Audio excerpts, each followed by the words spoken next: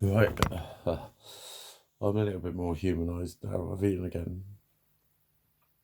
Uh, I'm actually. It was quite funny just laughing in that last one. Just fucking laughing about it. It's I kind of fucking have to. I think I kind of fucking have to, in a way. Um, but yeah, it's like I'm glad I said it. I'm glad I talked about it because I know it's the sort of thing. Sometimes there's certain people you could say that in front of. And they'd be like, oh my God. And they take it all seriously and they want you to be on the phone to someone and think you need to be in fucking hospital or whatever. And it's like, I think it's just part of the fucking what happens, mate. Part of what fucking happens. I think it's so common that it's not, you'd think it was a real sign of like serious mental illness. It's not, it's just a sign of mental illness. And if you're not responding, I'm sure that's what they'd say. They'd say, because you thought he said something insulting to you, but you knew it was wrong because of the context. That shows a fucking situational awareness. Do you know what I mean? Just because you heard the thing, it's when you start responding that you're in trouble. And like, yeah, I nearly did respond. I felt like it. I was about, but it was the fact that I couldn't believe it. Now that is important because the fact that I was, no, I can't have. That's what overruled it for me. That means I had a retention of my logic, which is a much better sign than you know what I mean. So it's like, so you heard a fucking voice. It's that was my main sort of not concern. I mean, we talked about the schizotypal, but he said he wouldn't go down a sort of formal diagnosis route as such or something. I can't remember what he fucking termed it, but I get what he was saying was that if he actually stamped schizotypal, they would then say, well, what are you doing about the schizotypal? And he'd be like, there's no actual treatments for it. Apparently not. That's what he reckoned. And he just thinks it was a very high affect of my EUPD. So, but I'm fucking schizotypal, mate. I'm fucking schizotypal because of the schizoid. That's the fucking thing. And like I say, I've spoken to him about it. I spoke to Dr. Bleepity about it. And he was the one that told me that voices are okay as long as they're positive. Do you know what I mean? Well, this voice wasn't positive, but then I didn't respond to it. But yeah, I will keep an eye on myself and it. And, obviously not start on anyone if I think they've said something. Just like keep a note of it. But like if I hadn't have said something, right, and I'd have kept it to myself and gone, oh, fucking don't talk about that, I'm thinking fucking mad. It would have festered because that's what happens when you chuck shit down in your subconscious or the depths of your conscious, as in, putting it out of your mind, as we call it, and then hoping before long our dick of a subconscious will come along and go, oh, don't worry about that, I'll look after that for you. Shh, I won't tell anyone, not even you, but I'm going to make it manifest in your life in really fucked up ways.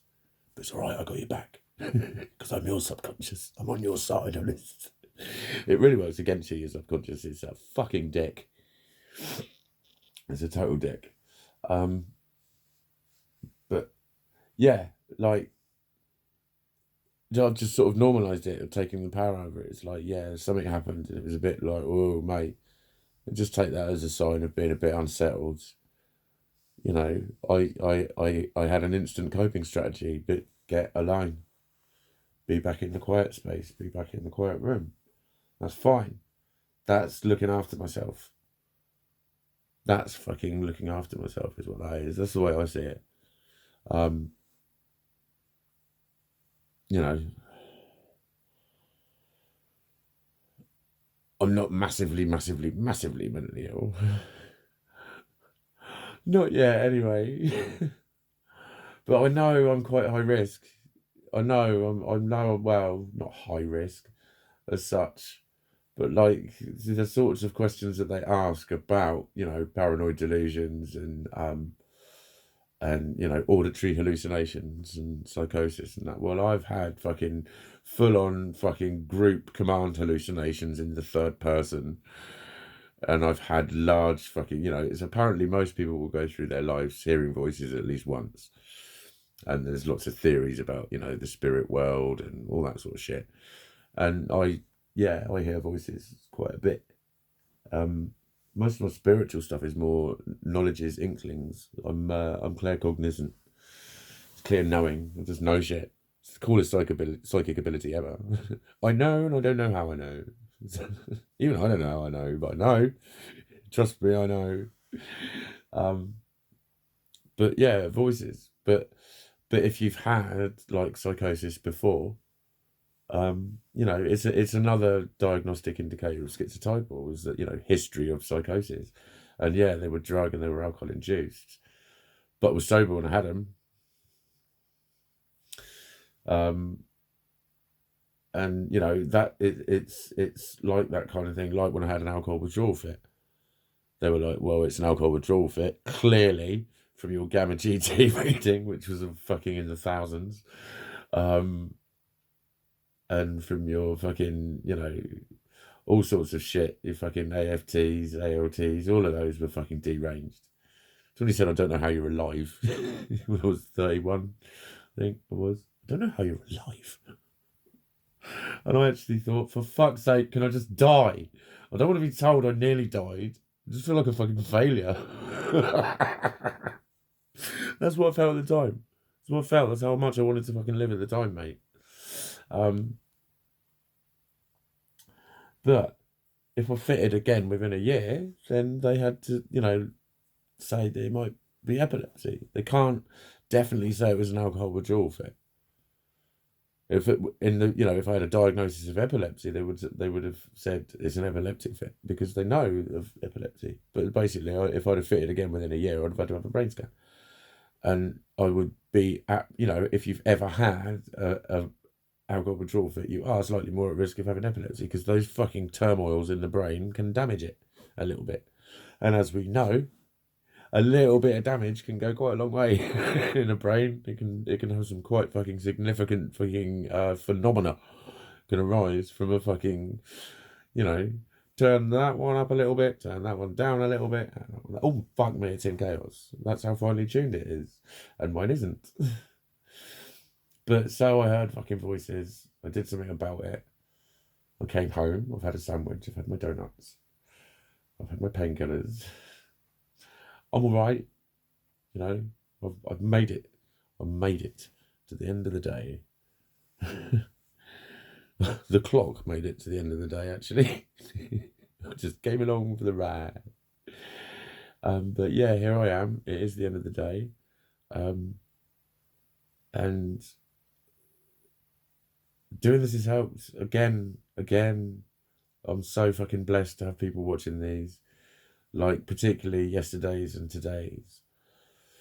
If it had just been no views, whatever. I mean, it does, like I've always say, it does help to do them just as an exercise. They are a therapeutic intervention. It was one that we used on my issues in psychotherapy. And as a one-off on some very specific fucking deep-seated psychological issues, they did fuck all. But generalistically, doing it like this is really fucking helpful. And God fucking bless all the people who PM'd me and anyone who watches. I fucking love you. But yeah, I think, it would be the sort of thing that you could get really worried about. And I know, because I'm quite experienced at talking to psychiatrists now, that he would eventually build up a picture. Or she. I was just talking about Dr. Blooperty. I didn't mean to be sexist there. I was just because my psychiatrist is male. I've just given away Dr. Blooperty's gender, although I have assumed his gender. But he would be saying, well, so you spent a lot of time on your own over Christmas and you're quite sad and you're a bit unwell, all of that sort of thing. He would say, and he'd be right. He'd be right by saying that, if there are quite a few precipitating factors such as low blood sugar, fucking higher demand on immune function, and low mood, flattening of affects, isolatory behaviour, all of those things together, and hey, look, I'm hearing voices. So it's more the sort of thing to keep an eye on and know. So like next time I go to the shop, if I'm feeling really shit, I will be just ignoring people more and I won't be listening for anything. Because I'll just be thinking, right, remember, your head can play tricks on you sometimes. That's the level of it. That really is the level of it. But I know it sounds a hell of a lot more dramatic, doesn't it? I heard fucking voices and I nearly fucking went for a man. And da-da-da-da-da. And it's like, yeah, it could have gone really badly. It could have turned out to be fucking nails and smacked me the fuck up. I could be sitting with a fucking axe out of my head at the moment. You know, I'll tell you what, I fucking wish I hadn't have fucking heard voices. But, you know, it's like, it happens. People hear voices. It does happen. It doesn't mean I'm going insane. I'm already fucking insane. Nah, I do like laughing about it a little bit. It's a bit of a coping strategy, really. It's, you know, some just go like, yeah, total cunt, but I still love me. Someone's got to, right? Someone's fucking got to. So it's unfortunately has to be me. I deserve to have that shitty job because I'm such a cunt. You are hereby condemned to love yourself. What? No, no. But I'm revolting. See, you've just got to fucking laugh. You just got to take the piss out of your loser fucking self sometimes. So fucking what? At least I'm smiling and I made it to the end of the day. And, you know, I didn't die. I think that was the Buddha that said that one. It said, it's like, what was it? At least we achieved something. And if we didn't achieve something, at least we fucking did it. And it just like basically regresses. And at the end of it, it says, at least we didn't die. And you know what I mean? I think the point of the story is there's always something. I've cleaned the fridge out today. I've kept myself clean, tidied my bedroom up a bit. I've looked after my little cat. I've heard from a few people here and there, a few little messages on Facebook of love. Thank you, people. So shit's all right, really, innit? Well, that fucking bad. That fucking bad. And you know, maybe I'll hear some different voices tomorrow. Who knows? I'll keep you posted. If there's any characters that start living around me. I might get an imaginary friend or something. And I'll tell you all about her. Oh, she's a girl.